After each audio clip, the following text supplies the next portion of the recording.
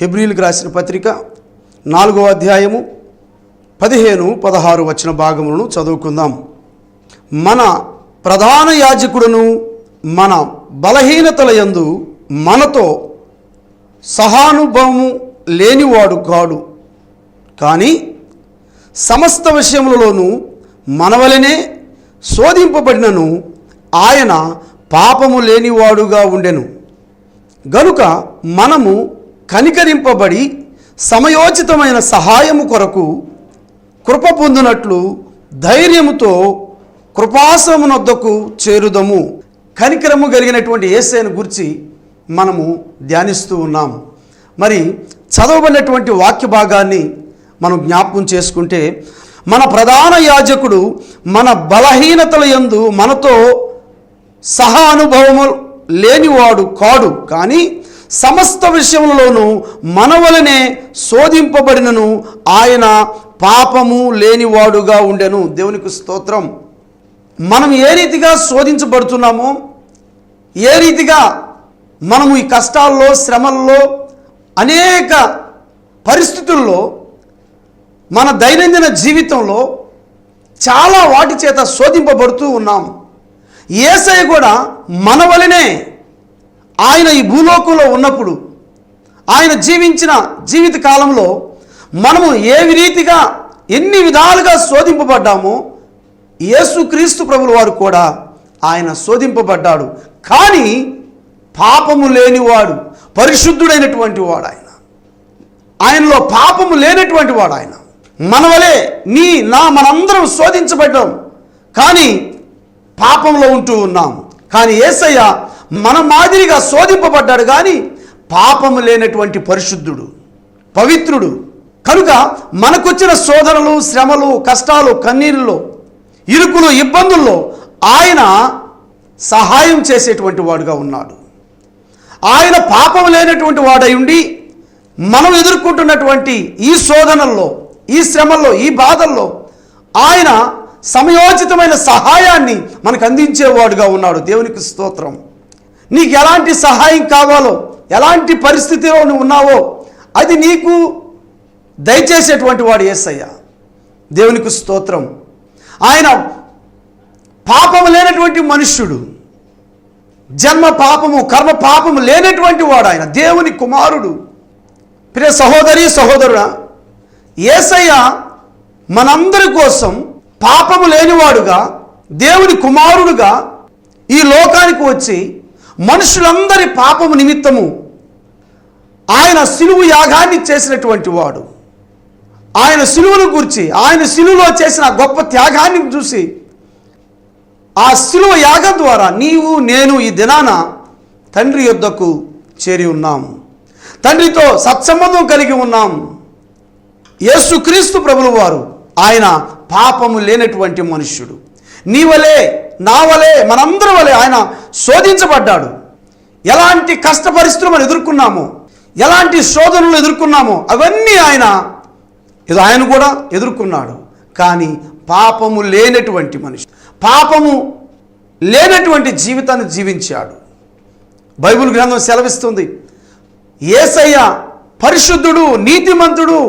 ఆ నీతిమంతుని, ఆ పరిశుద్ధుని రక్తము ద్వారా నీకు, నాకు, ఈ భూప్రపంచంలో అందరికీ పాప క్షమాపణ, మారు మనస్సు, తండ్రి యొద్దకి వెళ్ళేదానికి ఆయనే మార్గం, సత్యం, జీవం. ఆయన జీవితం ఇది అనుగ్రహించేవాడు, ఆయన నిత్య జీవితం అనుగ్రహించేటువంటి వాడు.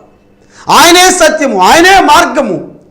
ఆయన ద్వారా తప్ప, ఆ పరిశుద్ధుని ద్వారా తప్ప, ఆ నీతిమంతుని ద్వారా తప్ప, ఆ ప్రధాన యాజకుని ద్వారా తప్ప మన పరలోకానికి లేదా తండ్రి యొద్దకు వెళ్ళడానికి వేరొక మార్గము లేనే లేదు, వేరొక దారి లేదు.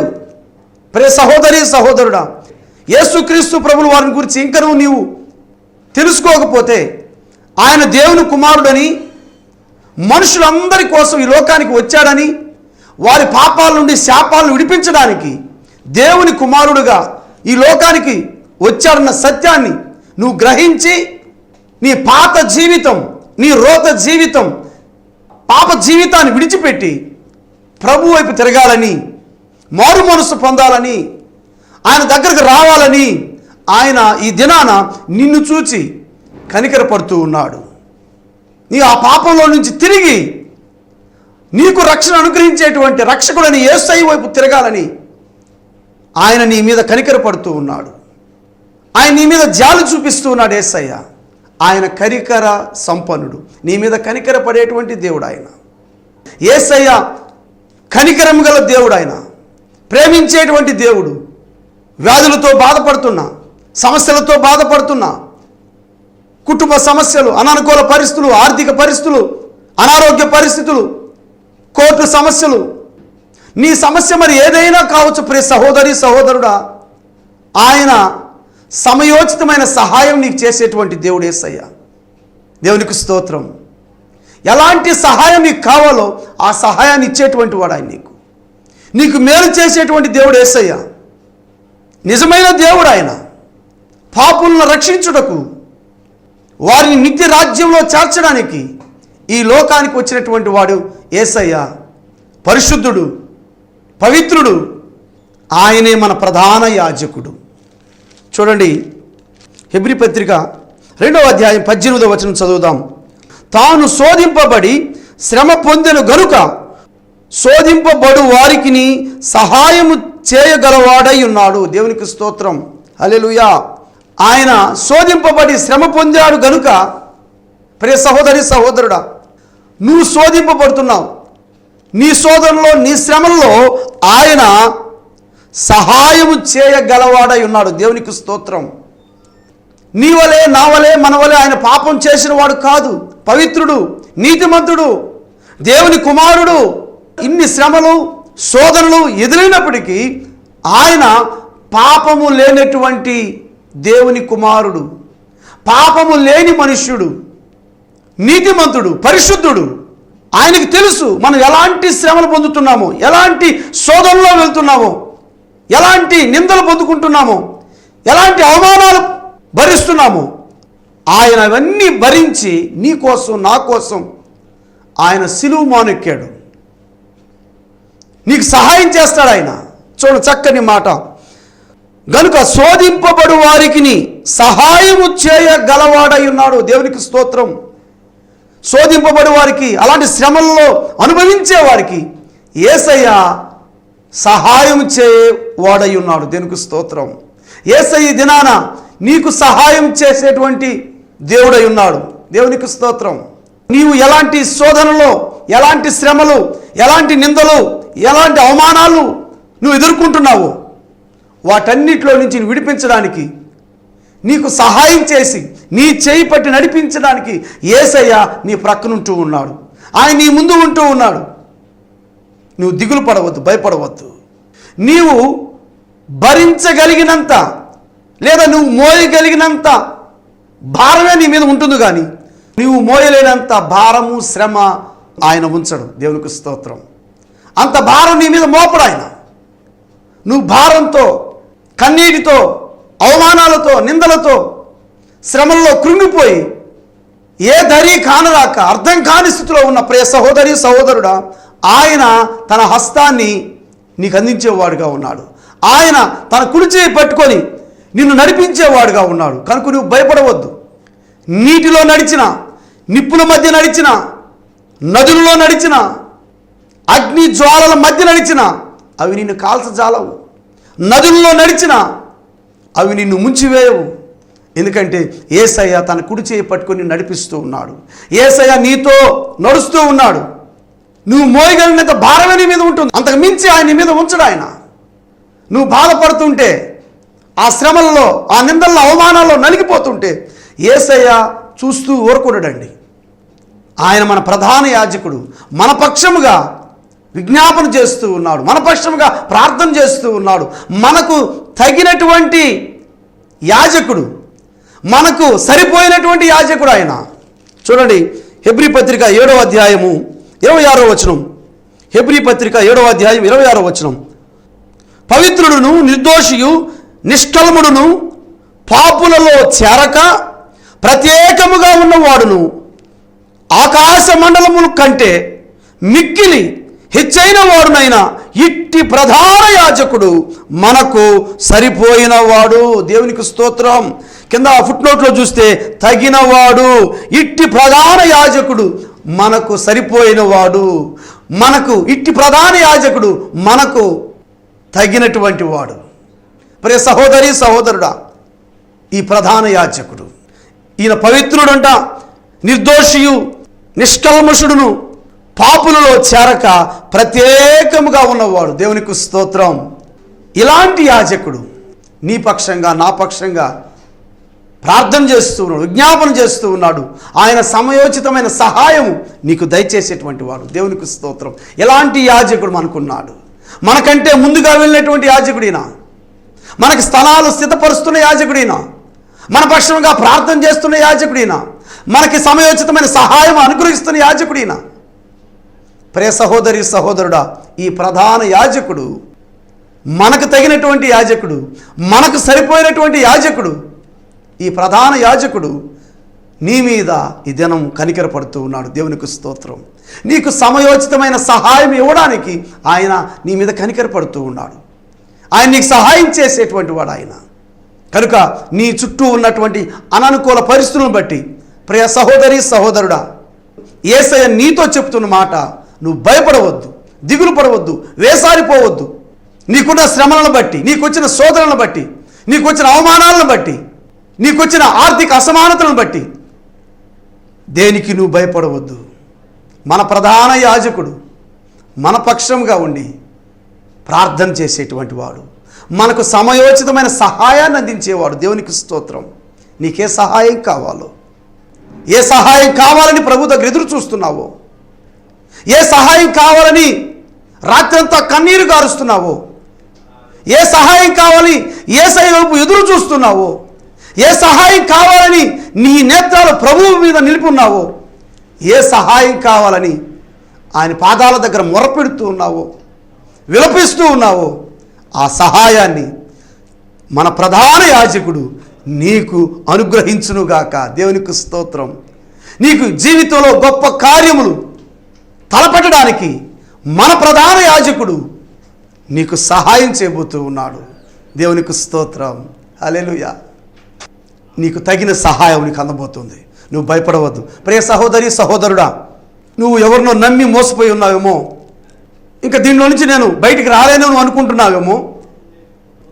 చెడ్డ క్రియలకు లేదా ఆత్మహత్యకు నువ్వు ఒడికట్టవద్దు. ఈ లోకమంతా నిన్ను విడిచిపెట్టిన నీ తల్లిదండ్రులు, నీ కుటుంబ సభ్యులు, నా అనుకున్న వారందరూ నువ్వు విడిచిపెట్టారని నువ్వు చెబుతూ ఉన్నా, యేసయ్య నీ ప్రక్క నుండి నీకు మేలు చేయడానికి సిద్ధంగా ఉన్నాడు. సమయోచితమైన సహాయం యేసయ్య నీకు అనుగ్రహించడానికి ఆయన నీ ప్రక్కనే ఉంటున్నాడు. నీకు మేలు చేయకుండా, నీకు సమయోచితమైన సహాయం చేయకుండా, నీ అక్కర తీర్చకుండా యేసయ్య ఈ దినాన నిన్ను దాటిపోడు. యేసయ్య నిన్ను దాటిపోడు. నీకు మేలు చేయకుండా, నీ అక్కర తీర్చకుండా, నిన్ను స్వస్థపరచకుండా, నీ జీవితంలో అద్భుతం చేయకుండా యేసయ్య ఈ సమయంలో నిన్ను దాటిపోడు. దేవునికి స్తోత్రం. రండి, మోకరించండి. నేను మీకోసం ప్రార్థన చేయబోతున్నాను. మన ప్రధాన యాజకుడు నిన్ను స్వస్థపరచబోతూ ఉన్నాడు. మన ప్రధాన యాజకుడు సమయోచితమైన సహాయము నీకు ఇవ్వడానికి ఆయన సిద్ధంగా ఉన్నాడు. ఆయన నీ మీద కనికరపడి నీకు ఏమి కావాలో అది ఇవ్వడానికి సిద్ధంగా ఉంటున్నాడు. కనుక రండి, మోకరించండి, కళ్ళు మూసుకొనండి, ప్రార్థనలో ఏకీభవించండి. ప్రాముఖ్యంగా మీ శరీరంలో వ్యాధి ఎక్కడ ఉందో, సమస్య ఎక్కడ ఉందో ఆ స్థలంలో మీ కుడి హస్తాన్ని ఉంచండి. ప్రార్థన చేస్తూ ఉన్నాను. స్వస్థపరచువాడు, సమయోచితమైన సహాయం అనుగ్రహించువాడు, అద్భుతాలు చేయవాడు మన యేసయ్య. ప్రార్థన చేసుకుందాం.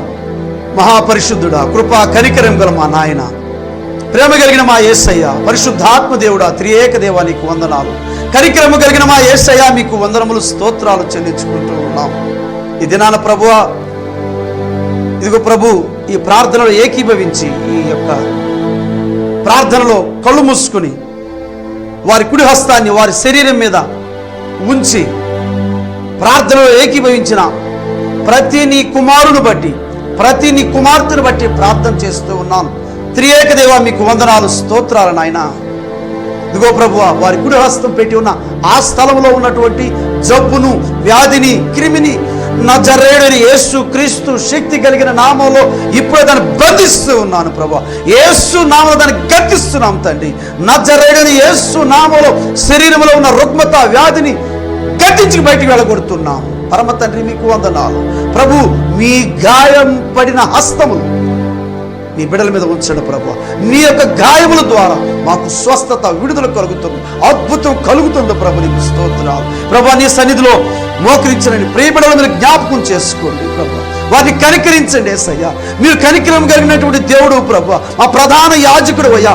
వారికి కావలసిన సమయోచితమైన సహాయము ఇప్పుడే యేసు నామములో వారికి మీరు అనుగ్రహిస్తున్నందుకు స్తోత్రాలు. సమయోచితమైన సహాయం ఇప్పుడే నీ బిడ్డలు పొందుకుంటున్నందుకు స్తోత్రాలు. సమయోచితమైన సహాయం యేసు నామములో నీ బిడ్డలు అనుభవిస్తున్నందుకు స్తోత్రాలు చెల్లించుకుంటూ ఉన్నాం దేవా. నీ బిడ్డలకు మీరు సహాయాన్ని అందించినందుకు స్తోత్రాలయ్యా. వారిని తాకండి ప్రభు, ముట్టండి ప్రభు. నీకు వందనాలు. ఇదిగో ప్రభు, దురాత్మ శక్తుల చేత బాధపడుతూ, చేతబడి శక్తుల చేత నాయన అదిగో తన సాతాను పలు రకాలుగా వారిని బాధించి శోధిస్తూ నాయన నిద్ర లేకుండా హాస్పిటల్ చుట్టూ తిరుగుతూ అర్థం కాని పరిస్థితుల్లో ప్రతి మాంత్రికుడి దగ్గరికి వెళ్ళి ఇదిగో ప్రభా కొన్ని లక్షల రూపాయలు ఖర్చు పెట్టుకుని జీవితంలో నాయన ఇదిగో తండ్రి అన్నీ పోగొట్టుకుని నిస్సహాయస్తులో ఉన్నటువంటి నీ ప్రియబిడ్డలను మీరు కనికరించండి ప్రభు. సమయోచితమైన సహాయం వారికి మీరు దయచేయమని వేడుకుంటూ ఉన్నాం ప్రభు. అద్భుతం జరిగిస్తున్నందుకు స్తోత్రాలు దేవా. నీకు వందనాలు చెల్లించుకుంటున్నాం. ఇదిగో ప్రభు, సంతానం కోసం ప్రార్థన చేస్తున్నాం. యేసు నామములో నీ బిడ్డలకు సంతానం కలుగునుగాక. వారి గర్భాల మీద పనిచేస్తున్న చీకటి దురాత్మ శక్తులను యేసు నామములో బంధిస్తూ ఉన్నాం. పిల్లలు కనడానికి కావలసిన శక్తి సామర్థ్యము యేసు నామములో వారికి కలుగు చేస్తూ ఉన్నాం ప్రభు. అప్పుల సమస్యలతో, కోర్టు సమస్యలతో నాయన శత్రు భయముతో అల్లాడిపోతూ దిగులు పడుతున్న నీ బిడ్డలను యేసు నామములో విడుదల గ్రహిస్తూ ఉన్నాం దేవా. నీకు వందనాలు చెల్లించుకుంటున్నాం ఆయన. ఇదిగో ప్రభు, నీ ప్రియ బిడ్డలు ప్రభు ఆయన వారి వ్యాపారములు, వారి చేతి పనులు, జాబ్స్ను యేసు నామములో దీవిస్తూ ఉన్నాం ప్రభు. ఆయన నూతన కార్యములు వారి జీవితంలో జరిగించండి. నీ బిడ్డలకు రావాల్సిన ప్రమోషన్ యేసు నామములో అనుగ్రహిస్తూ ఉన్నాం. ఇదిగో నాయన వ్యాపారములు, వారి కంపెనీలను ప్రభు నాయన నూరంతల ఆశీర్వాదం యేసు నామములో వారికి దయచేసి మీ యొక్క సమయోచితమైన సహాయాన్ని అందించమని నీ నామ మహిమార్థంగా నిలబెట్టుకోమని వేడుకుంటూ ఉన్నాం. ఇదిగో ప్రభు, నీ ప్రియబిడ్డలు ఇంటి కోసం ఎదురు చూస్తూ ఆయన అదిగో తండ్రి వారు ఎవరు సహాయం చేస్తారని, మాకు ఎవరు ఈ ఇంటి కోసం సహాయం చేస్తారని ఎదురు చూస్తున్న నీ ప్రియబిడ్డలకు జ్ఞాపకం చేసుకోండి. మీ సహాయాన్ని దయచేయమని వేడుకుంటున్నాం. చక్కటి గృహము, చక్కటి ఇల్లు వారు ఆశించిన మేరకు యేసు నామములో నీ బిడ్డలకు దయచేస్తున్నందుకు స్తోత్రాలు నాయన. తండ్రి మీకు వందనములు చెల్లించుకుంటున్నాం. నీ ప్రజల క్షేమం కోసం, నీ ప్రజలు ఆయన సుఖముగా సుభిక్షముగా జీవించడానికి సరైన నాయకులు ప్రభు మీరు లేవనెత్తమని వేడుకుంటూ ఉన్నాం. మీరు అభిషేకించమని వేడుకుంటూ ఉన్నాం నాయన. కొన్ని సంవత్సరాలు ప్రభు నీ ప్రజలను క్షేమంగా పరిపాలించడానికి తండ్రి, కుమార, పరిశుద్ధాత్మ త్రియేక దేవుని నామంలో మీరు లేవనెత్తమని వేడుకుంటున్నాం. అద్భుతములు జరిగించమని వేడుకుంటున్నాం దేవానికి వందనాలు, స్తోత్రాలు చెల్లించు. ఈ ప్రార్థనలో ఏకీభవించిన ప్రతి నీ బిడ్డను మీరు కనికరించమని. ఇదిగో ప్రభు, ఆస్మాతో అర్థం కార్య పరిస్థితిలో నీ ప్రియబిడ్డను మీరు కనికరించండి, సహాయం చేయించండి, అద్భుతం జరిగించండి. మీరు తాకండి ప్రభు. నీ బిడ్డలు తిరుగుతున్న ఆహారం, త్రాగుతున్న నీరు, పీలుస్తున్న గాలి వారి శరీరానికి అనుకూలపరచండి. వారు వాడుతున్న మెడిసిన్స్ ప్రభు వారి శరీరానికి అనుకూలపరచండి, అద్భుతం జరిగించండి నాయన. నీ బిడ్డల ప్రభు అదిగో నాయన ఆ యొక్క క్యాన్సర్ కణాలతో, గుండె సమస్యలు, కిడ్నీ సమస్యలతో, లివర్ సమస్యలతో బాధపడుతున్న నీ బిడ్డలు మీరు కనికరించండి ప్రభు.